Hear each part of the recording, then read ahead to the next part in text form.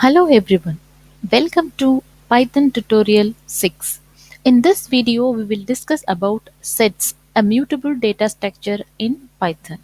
In the previous videos we discussed in detail about strings, tuples, lists and dictionaries.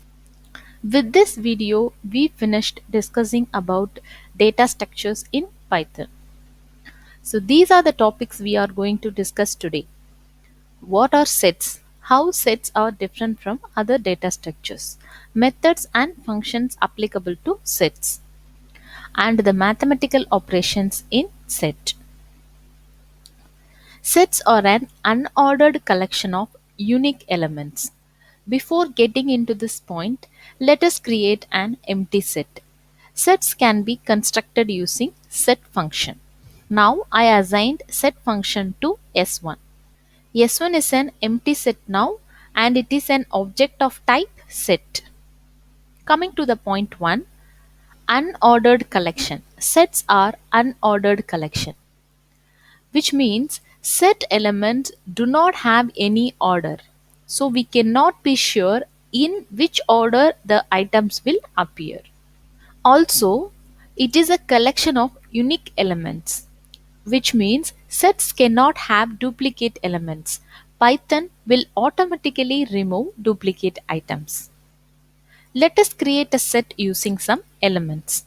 We can create a set with a curly braces.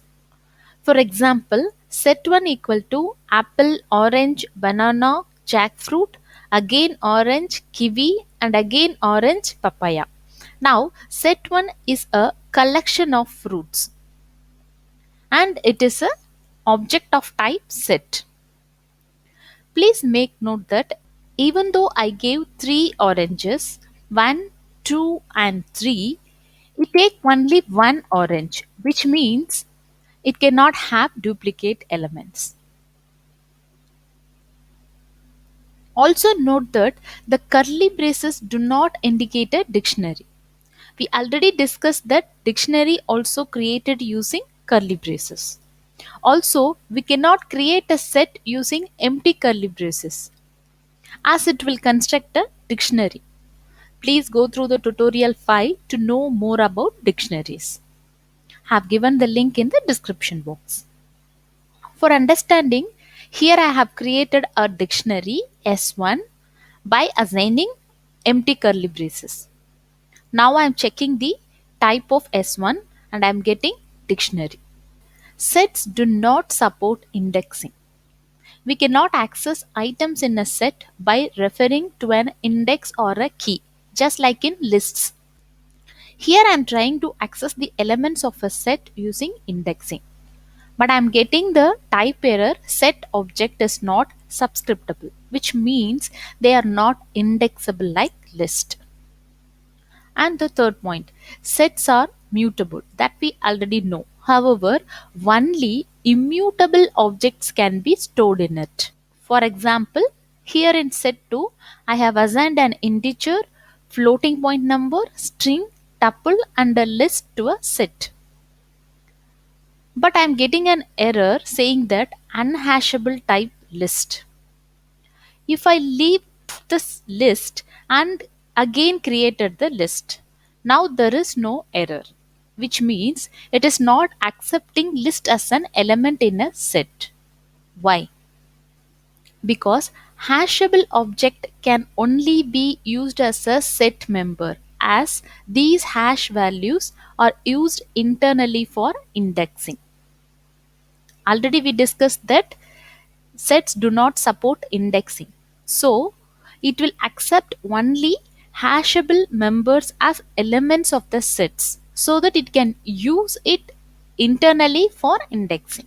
What is an hashable object?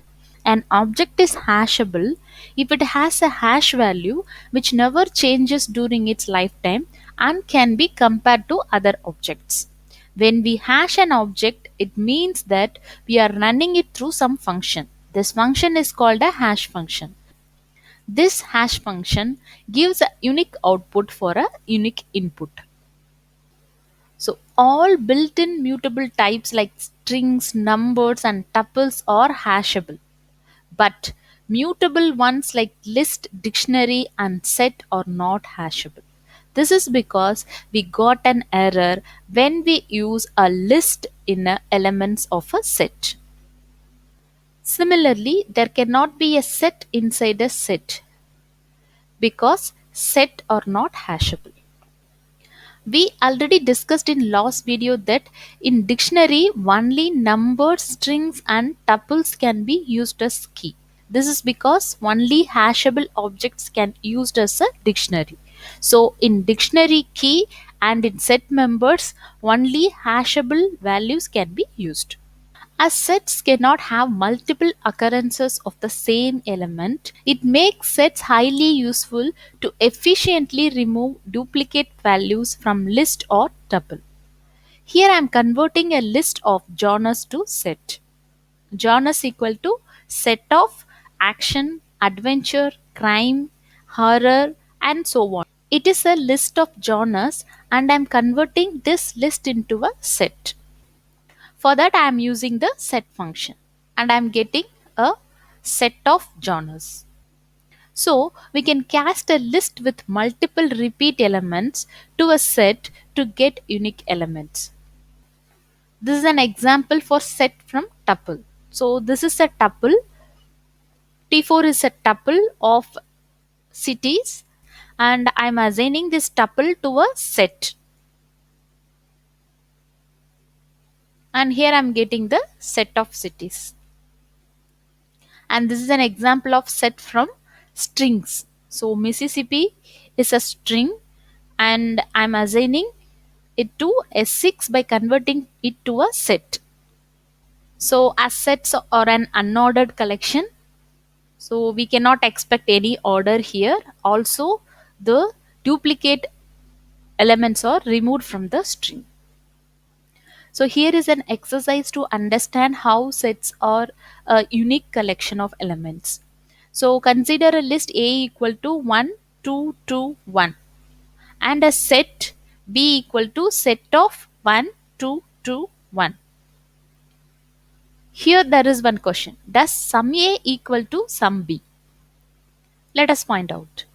A is a list and B is a set. Now I am calculating the sum of A and B and assigning it to C and D. Sum of A is 6 and sum of B is 3. Why? Because sum of A is 1 plus 2 plus 2 plus 1. But in B, it is a sum of 1 plus 2 because the set will not consider the duplicate elements. So let us jump into methods and functions of sets. Here A is a sample set from list. So again it is a set of genres. So once a set is created, we cannot change its elements, but we can add new element using the add method. So I'm adding social genre to A. When I check the set, I can see that social is again added in the set. If we add the same element twice, nothing will happen as set has only unique entry. Let us see what happens when we try to add something more that is already present in a set. Social genre is already present in the set A. I'm again adding the same. So I don't get any error. But please make note that it won't add another social genre in the set as a set is only concerned with unique elements. To add more than one item to a set, use the update method. A is a set of fruits and I'm updating A with more fruits. So before A equal to apple, banana and cherry and now A has been updated with orange, mango and grapes. And here is a point, plus is not supported in sets whereas it is supported in lists. A and B are two lists. I am adding using the plus sign and I can see the result. The plus sign is combining both the list. But set A and set B are two sets and I am combining both the sets using plus sign, but I got an error saying that unsupported apparent type for plus. Plus is an operator, Set A and set B are apparents. To check the number of elements in a set, we are using length function. In S3, I'm having 1, 2, 3, 4, 5, 6, 7 elements, but 2 and A are duplicate here. So it is saying length of S3 is 5. The min, max, and sum of elements in a set. S7 is a set of numbers. I'm calculating the minimum of S7, so I'm getting 1. Here I'm calculating the maximum of S7 and I'm getting 6. As there are no duplicate elements in the list, I'm getting the sum of all the elements in the list using the sum function. And next we can remove an item from a set using the remove and discard method. So S7.remove 5.46 will remove 5.46 from this list. If the item to remove does not exist, remove will raise an error. For example, I already removed 5.46 from the set S7 and again I am trying to remove the same element from S7 and I am getting an error.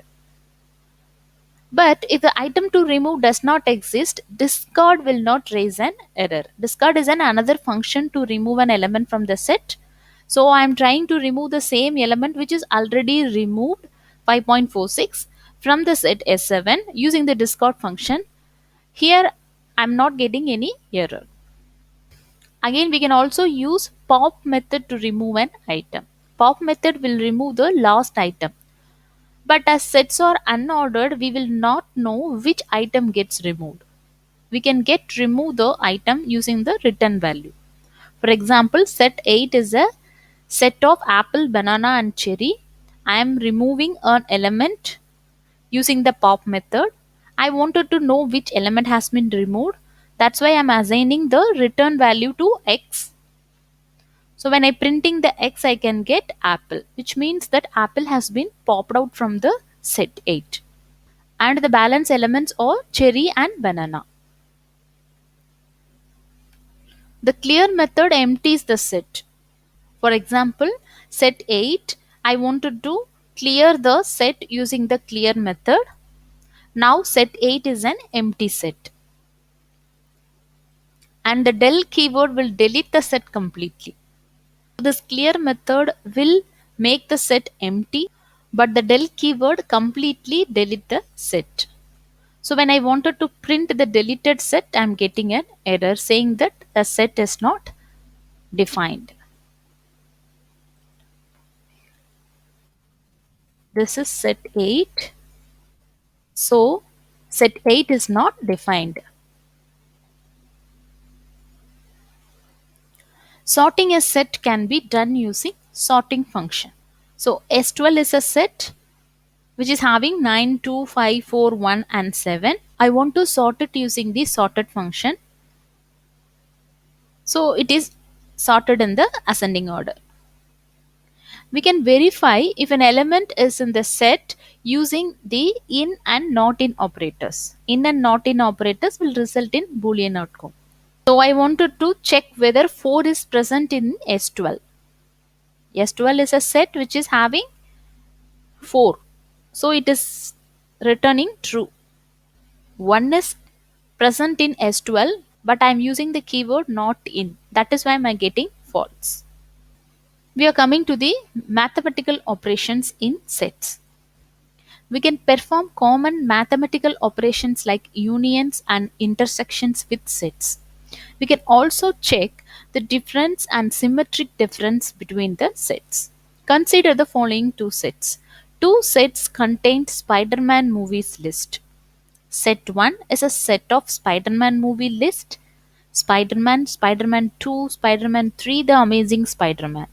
And again, set 2 is also an set of Spider-Man movies.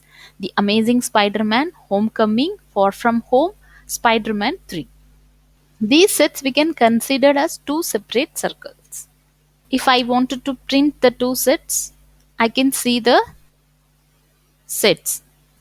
As both sets contains the movies Spider-Man 3 and The Amazing Spider-Man, we can use to represent these common elements with the intersection of two circles. That is, Spider-Man and Spider-Man 2 are in set 1, Homecoming and Far From Home are in set 2, whereas the Amazing Spider-Man and Spider-Man 3 are available both in set 1 and set 2.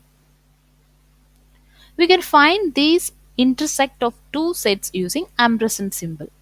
For example, I'm getting the intersection of set 1 and set 2 using the ampersand symbol and assigning it to S1. S1 is having Spider-Man 3 and the Amazing Spider-Man. This corresponds to the intersection of two circles, and we get the movies that commonly available in both the sets. We can also find the intersection of set 1 and set 2 using the intersection method. Instead of ampersand symbol, we are using intersection method. Set 1 dot intersection of set 2 will result the same, Amazing Spider-Man and Spider-Man 3. Using the difference method, we can find all the elements that are only available in set 1 but not in set 2, which is Spider-Man and Spider-Man 2, which is available only in set 1, not in set 2.